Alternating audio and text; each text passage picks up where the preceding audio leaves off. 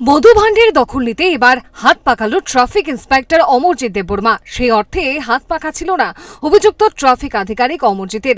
স্ক্যানারে ধরা পড়ে যাওয়ার খবরই সম্ভবত তিনি টের পাননি। অবশেষে আর্থিক তছরূপের দায়ে গ্রেপ্তার হয়ে নিজের মুখে পাশাপাশি ট্রাফিক পুলিশের ইজ্জতেও কালির দাগ ছিটিয়েছেন অমরজিৎ দেববর্মা। যাই হোক, অবশেষে তিনি জালে উঠলেন। মঙ্গলবার রাতে তাকে জালে তোলা হয়েছিল। আজ সকালে তাকে 3 দিনের পুলিশি হেফাজত চেয়ে আদালতে পাঠিয়েছে পুলিশ। সরকারি অর্থ কিভাবে বেহাত করছিল অভিযুক্ত ট্রাফিক ইন্সপেক্টর অমরজিৎ দেববর্মা, তার কীর্তি সামনে আনলেন সিপাহীজলা জেলা অতিরিক্ত পুলিশ সুপার রাজীব সূত্রধর। দেখুন। তো এবারও রিকনসিলিয়েশনের সময় যখন আমরা দেখি তখন কিছু একটা অ্যামাউন্টের মধ্যে প্রায় 74 লাখের মতো একটা গরমিল দেখা যাচ্ছে। তো অ্যাকর্ডিংলি আমরা যখন ডকুমেন্টস এবং গভর্নমেন্ট চালান যখন আমরা দেখি তখন দেখতে পাই যে বিশালগড় ট্রাফিক ইউনিট থেকে একটা ওই অ্যামাউন্টের গভর্নমেন্ট ট্রেজারি চালানে জমা হচ্ছিল না। তো ট্রাফিক ইউনিটের ইন্সপেক্টর অমরজিৎ দেববর্মা, যিনি ওই ট্রাফিক অ্যামাউন্ট কালেকশন এবং ডিপোজিটের দায়িত্বে ছিলেন, ওনাকে আমরা এনকোয়ারি করার পর উনি জমা দিয়েছেন, অ্যাকসেপ্ট করছেন। কিন্তু পরবর্তী সময়ে যখন আমরা ফার্দার ইনভেস্টিগেট করি ব্যাপারটা ইন্টারনালি, তখন দেখা গেল যে উনি ব্যাপারটাকে আমাদের থেকে হাইড করেছে এবং ওই টাকাটা উনি আত্মসাৎ করেছে। তো ওনাকে এনাফ অ্যাম্পল অপরচুনিটি আমাদের তরফ থেকে দেওয়া হয়েছিল যে এটা যেন উনি ফিরিয়ে দেয়, কিন্তু উনি আমাদের সেই অপরচুনিটি করেনি। আলটিমেটলি আমরা ওনাকে গভর্নমেন্ট যে অ্যামাউন্ট, ওই অ্যামাউন্ট মিস অ্যাপ্রোপ্রিয়েশনের জন্য ওনার এগেনস্টে আমরা আন্ডার সেকশন 314, 316 উইদিন 5 এবং 318 উইদিন 4 ভারতীয় ন্যায় সংহিতার আন্ডারে একটা কেস বিশালগড় পিএস এর রেজিস্টার করি এবং ওনাকে অ্যারেস্ট করে আজকে বিশালগড় কোর্টে ফরওয়ার্ড করা হয় with prayer 3 days police remand.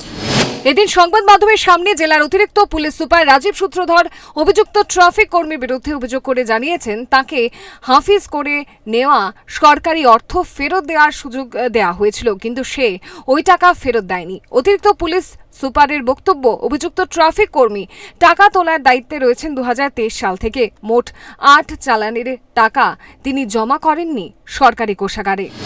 উনি আসলে বিগত 2023 থেকেই ট্রাফিক ইউনিটে আছে। তো আমাদের পুরো বছরের টাকা জমা হয়েছে 8টা চালানের এগেনস্টে উনি টাকা জমা দেননি। ওই অ্যামাউন্টটার জন্য আমাদের এই কেসটা। সাম্প্রতিক সময়ে একই জেলার জেলা আরক্ষা প্রশাসনের অন্দরে আরও একটা আর্থিক কেলেঙ্কারির ঘটনা সামনে আসে। ওই মামলায় এখনো পর্যন্ত 5 জনকে গ্রেপ্তার করা হয়েছে। 5 অভিযুক্তের মধ্যে 4 জনই ওই জেলা আরক্ষা প্রশাসনের অন্দরের লোক। আর্থিক তছরূপের মতো ঘটনায় বারবার কেন পুলিশের লোকই জড়িয়ে পড়ছে, প্রশ্ন ছিল এই কাণ্ডের তদন্তকারী আধিকারিক অতিরিক্ত পুলিশ সুপার রাজীব সূত্রধরের কাছে। উত্তরে কি জানিয়েছেন তিনি, দেখুন। এগুলি তো পুলিশ ডিপার্টমেন্ট খুব একটা বড় ডিপার্টমেন্ট এবং এখানে কাজ যখন করে আমরা আছি, সেজন্য যখনই আমরা যে জায়গাতেই লেখনা পাবো, আমরা আমাদের এই নিজের পুলিশ ডিপার্টমেন্টে হোক না কেন, আমরা কিন্তু প্রোঅ্যাক্টিভলি অ্যাকশন নিচ্ছি এবং অ্যাকশন নিয়ে আমরা কিন্তু এটা করছি। সুতরাং কাউকে এখানে ছাড়া দেওয়া হবে না এবং এই কেসের ক্ষেত্রেও আমরা একদম ইনভেস্টিগেশনটা সঠিক পথেই আমরা নিয়ে যাব এবং এটার মধ্যে আবার কারা অন্য কেউ ইনভলভ আছে কিনা আমরা সেটাও এনশিওর করবো এবং তাদেরকেও আইনের আওতায় আমরা নিয়ে আনবো।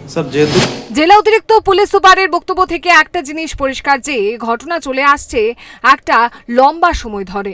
অভিযুক্ত সন্দেহের স্ক্যানারে চলে আসার পর তাকে তখনই কেন ওই পদ থেকে সরিয়ে দেওয়া হলো না? জেলা আরক্ষা প্রশাসনের গাফিলতির কথা প্রায়ই অস্বীকার করলেন মামলার তদন্তকারী পুলিশ আধিকারিক রাজীব সূত্রধর। তার বক্তব্য, এই কাণ্ডের পেছনে আর কোন কোন মাথা যুক্ত হয়ে আছে তার সুলুক সন্ধান বের করবে পুলিশ। তার সাফ কথা, কাউকে রেয়াত করা হবে না। ঘটনা প্রবাহ যেই দিকেই গড়াক না কেন, সাধারণ মানুষের মনে একটা প্রশ্ন ইতিমধ্যেই উঠতে শুরু করে দিয়েছে যে পুলিশের ঘরে যদি চোর হয় পুলিশ, তাহলে সাধারণ মানুষের জানমালের নিরাপত্তা দেবে কে? একজন সরকারি কর্মী হয়ে সরকারের কোষাগার খালি করার মতো স্পর্ধা আসে কি করে? এখন দেখার বিষয় তদন্তের গতিপথ কোন দিকে গড়ায়। Bureau report, Times 24। জুড়ে থাকে বাঁধন আপনার চেয়েও আপন, জুড়ে থাকে বাঁধন, আপনার চেয়েও আপন, আপনার চেয়েও আপন।